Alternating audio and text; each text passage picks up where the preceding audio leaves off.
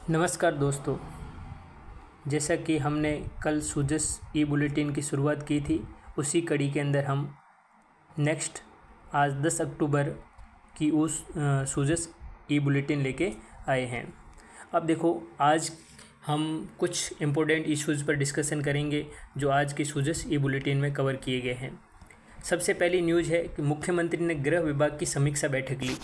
अब आपको एक चीज़ ध्यान रखनी है कि राजस्थान राज्य का गृह विभाग किसके पास में है। राजस्थान राज्य का गृह विभाग खुद सीएम के पास में ही है। इसका मतलब सीएम या मुख्यमंत्री खुद ही गृह मंत्री है, उन्होंने किसी और को यह डिपार्टमेंट नहीं दे रखा है।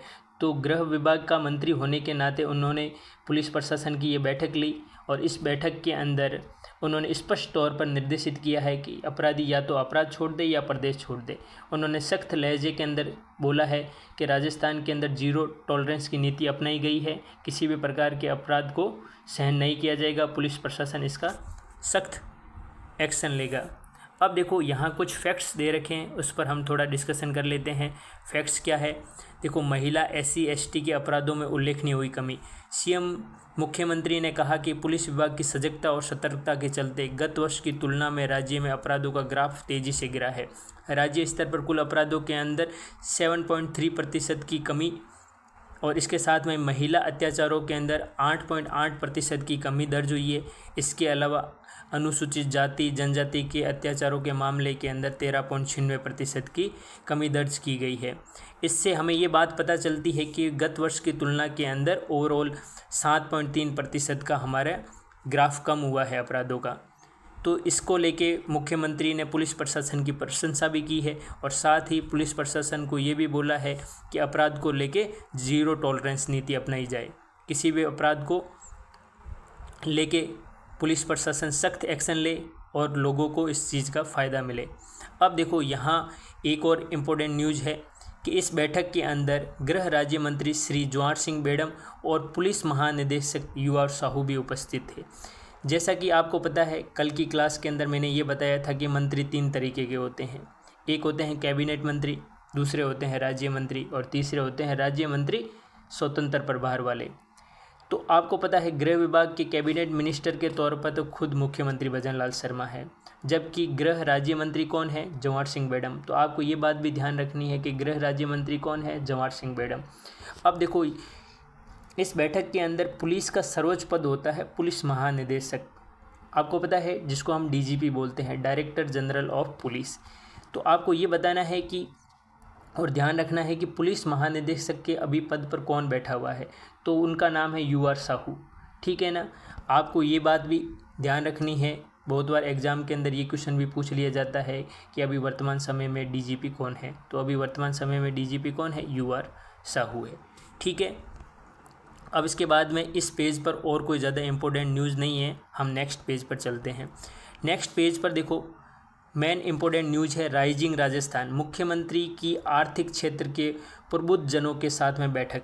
आपको पता है, राइजिंग राजस्थान इन्वेस्टमेंट समिट, जिसका आयोजन 9 से लेके 11 दिसंबर को जयपुर के अंदर आयोजन होने वाला है, जिसको लेकर CM भजनलाल शर्मा हर रोज़ अलग अलग क्षेत्र के लोगों के साथ में बैठक कर रहे हैं और व्यापक तैयारियां की जा रही है, क्योंकि राजस्थान के अंदर इन्वेस्टमेंट को लेके आना है और इन्वेस्टमेंट आएगा तभी लोगों को रोज़गार मिलेगा।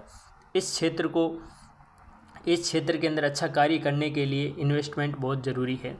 अब देखो, इसको लेके मुख्यमंत्री भजनलाल शर्मा ने उद्योग जगत की हस्तियों को यह विश्वास दिलाया है कि आप यदि राजस्थान में इन्वेस्टमेंट करोगे तो आपको किसी भी प्रकार की असुविधा का सामना नहीं करना पड़ेगा। राजस्थान अपनी तरफ से सभी प्रकार की सुविधाएं उपलब्ध करवाएगा, जैसे सड़क, बिजली, पानी और इसके अलावा जो आधारभूत सुविधाएं, भूमि जो अवेलेबल हो सकती है राज्य सरकार के स्तर पर, वो अवेलेबल करवाई जाएगी। इसके अलावा CM भजनलाल शर्मा ने यह भी बोला कि बिजली, पानी, आधारभूत संरचना का योजनाबद्ध तरीके से विकास कर हमारी सरकार की प्राथमिकता है। बिजली के क्षेत्र में हम 2.24 लाख करोड़ रुपए के OMU कर चुके हैं, जो हमारे दृढ़ संकल्प को दर्शाता है। अगले 5 वर्षों के अंदर 53,000 किलोमीटर सड़क नेटवर्क का निर्माण किया जाएगा। 9 ग्रीनफील्ड एक्सप्रेस भी विकसित किए जाएंगे। इसके बाद में हम दूसरी न्यूज़ पर चलते हैं। दूसरी न्यूज़ क्या है? श्री रतन टाटा का निधन। आप सभी को पता है कल के दिन के अंदर भारत के विश्व प्रसिद्ध उद्योगपति श्री रतन टाटा का निधन हो गया। 86 साल की उम्र के अंदर मुंबई के अंदर उनका देहांत हुआ। इसको लेके पूरे भारतवर्ष में शोक की लहर है। हमारे राज्य के राज्यपाल और मुख्यमंत्री ने भी शोक संवेदना व्यक्त की है। राज्यपाल श्री हरिभाऊ बागड़े ने उद्योगपति श्री रतन टाटा के निधन पर गहरा शोक व्यक्त किया। आपको सबसे पहले तो ये ध्यान रखना है कि राजस्थान के राज्यपाल कौन है। राजस्थान के राज्यपाल श्री हरिभाऊ बागड़े हैं।